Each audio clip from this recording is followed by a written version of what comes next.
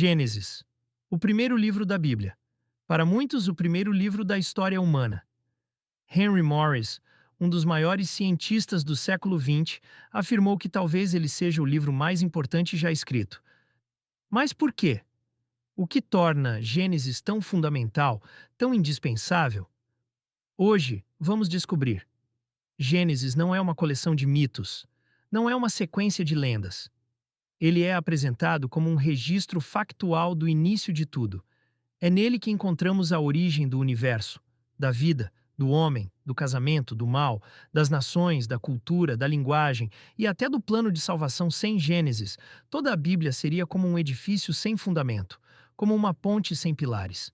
Do capítulo 1 ao capítulo 11, vemos a criação, a corrupção, a condenação e a confusão de todas as coisas. E do capítulo 12 ao 50, acompanhamos os patriarcas, Abraão, Isaque, Jacó e José, a base da história do povo de Deus.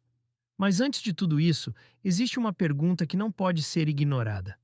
Gênesis é fato ou ficção? Negar a historicidade de Gênesis é relativizar tudo o que a Bíblia afirma. Porque está escrito: toda a Escritura é inspirada por Deus. E também, homens santos falaram movidos pelo Espírito Santo. Se Adão fosse uma ficção, então Jesus, chamado de o segundo Adão, também não faria sentido. Se a queda não aconteceu, então não houve rebelião contra Deus.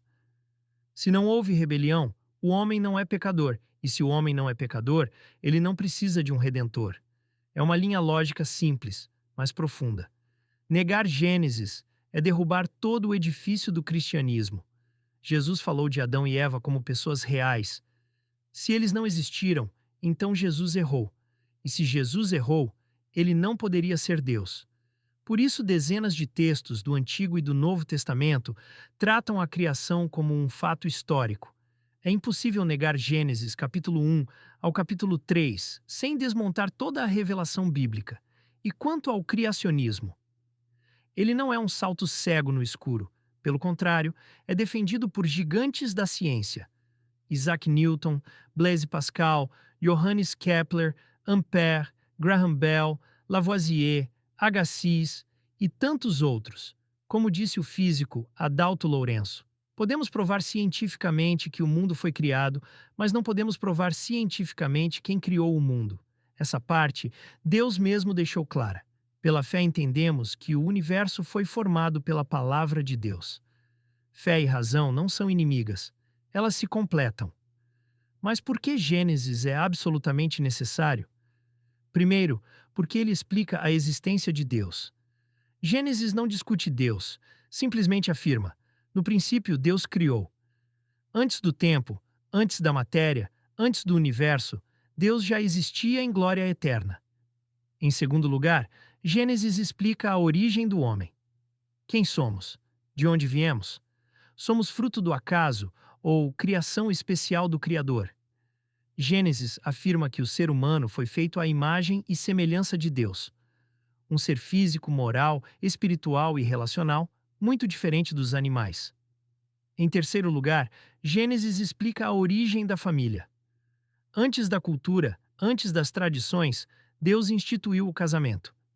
Criou o homem e a mulher, abençoou-os e ordenou-lhes que crescessem, se multiplicassem e governassem a terra.